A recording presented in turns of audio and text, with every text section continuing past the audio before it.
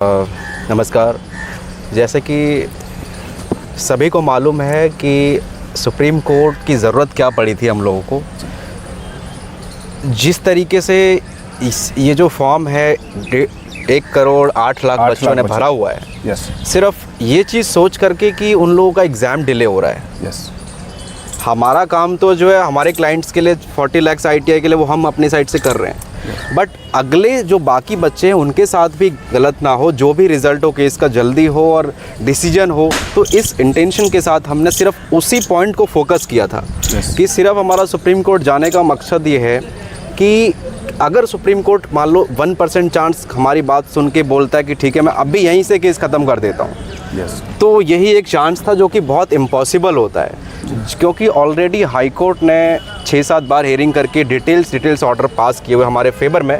तो आज supreme court के जज साहब का भी यही कहना था कि आपको एक बार जो चीज़ मिल चुकी है, भर्ती पे स्टे हो गया है, आप जो मांग रहे थे रिलीफ, जो कोर्ट से न्याय मांग रहे थे आपको मिल चुका है, तो अब दोबारा हम अब वही न्याय कर देंगे, क्या मतलब है ये। तो हमें मालूम था इस चीज़ का, बट हम सोच रहे थे शायद पूरा केस यहीं से ख़त्म कर दे, तो वो नहीं होता। जो जहाँ का है वो वहीं रहता, वो मुझे पता था। बट सिर्फ इन 1 करोड़ 8 लाख बच्चों की मतलब प्रॉब्लम को समझ के हमने ये किया था। इसका कोई लेना देना नहीं है, ये पिटीशन डिस्पोज हो गई वटेवर हो गई, इसका कोई मतलब है ही नहीं। जो ट्राइब्यूनल में हाई कोर्ट में चल रहा है वो एकदम चल रहा है, भर्ती पे स्टे प्रोसेस कंटिन्यू रहेगा। आज जज साहब के माध्यम से मैं भी कोर्ट रूम में सुन रहा था कि सर अभी जज साहब कुछ बोल रहे थे कि जो नीचे की कोर्ट है उसमें आपका ये मैटर कुछ चल रहा है अभी, हाँ, उसके संबंध में भी कुछ टिप्पणी की थी। तो वही चीज़ मैंने बताया कि जो मैटर जहाँ का होता है उसकी अथॉरिटी वो होती है। तो ट्राइब्यूनल के ऊपर हाई कोर्ट के ऊपर सुप्रीम कोर्ट। तो ट्राइब्यूनल में हमने केस फाइल किया था, ट्राइब्यूनल ने इंटरिम रिलीफ डिक्लाइन कर दिया था कि नहीं भर्ती स्टे नहीं हो सकती है। पर ऑनरेबल हाई कोर्ट ने पूरा इशू को सुना। आज मुझे लगता है कि 4-5 हियरिंग्स हो चुकी है और सब में 3-4 पेजेस के ऑर्डर, डिटेल ऑर्डर्स, पूरी केस की फाइंडिंग्स उस पर निकाल के रखी हुई है। कि सिर्फ एक ही क्वेश्चन है कि 28 दिसंबर को जब एडवर्टीजमेंट रिलीज़ हुआ तो 2 जनवरी को आप क्वालिफिकेशन चेंज कर दिया, ठीक है, लेकिन आपने 22 जनवरी को जो फॉर्म भरवाना शुरू किया उसमें क्वालिफिकेशन कैसे चेंज कर दिया। जब 28 को हुआ है तो 28 वाला ही एप्लीकेबल होगा उस दिन जो एग्जिस्टिंग क्वालिफिकेशन थी।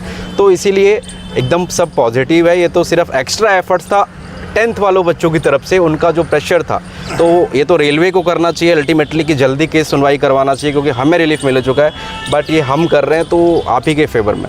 वकील साहब एक सवाल और है, ये आपके इस वीडियो के जाने के बाद में लगभग करोड़ों बच्चों के मन में ये सवाल आएगा, क्या सुप्रीम कोर्ट के दरवाजे अब रेलवे ग्रुप डी के लिए बंद हो जाएंगे, या अभी हमारे पास विकल्प है कि अगर कुछ भी नीचे होता है हाई कोर्ट कैट के अंदर में तो दोबारा हम सुप्रीम कोर्ट में आ सकते हैं या नहीं, वो और क्लियर कर दीजिए। अच्छा ठीक है, देखो ऐसा है कि ये तो कोई सवाल है, अच्छा सवाल है, लेकिन सुप्रीम कोर्ट में आप जिस पॉइंट के लिए आते हो सिर्फ उसी पे बात होती है। आज हम सिर्फ इस पे आए थे कि केस जल्दी हो जाए, बस यही पॉइंट था, जिसमें बोला नहीं जो चल रहा है वहीं पे चलने दो, हाई कोर्ट देखेगा और कैट देखेगा।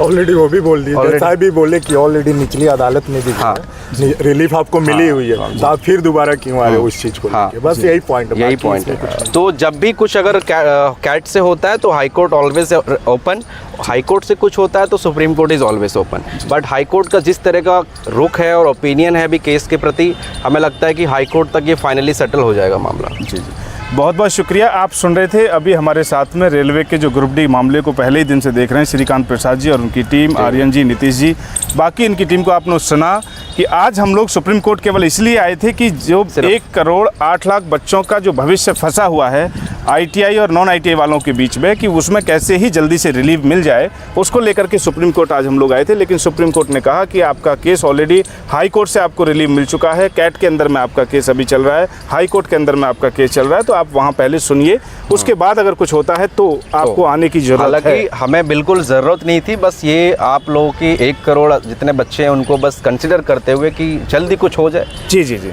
बहुत बहुत शुक्रिया, थैंक यू।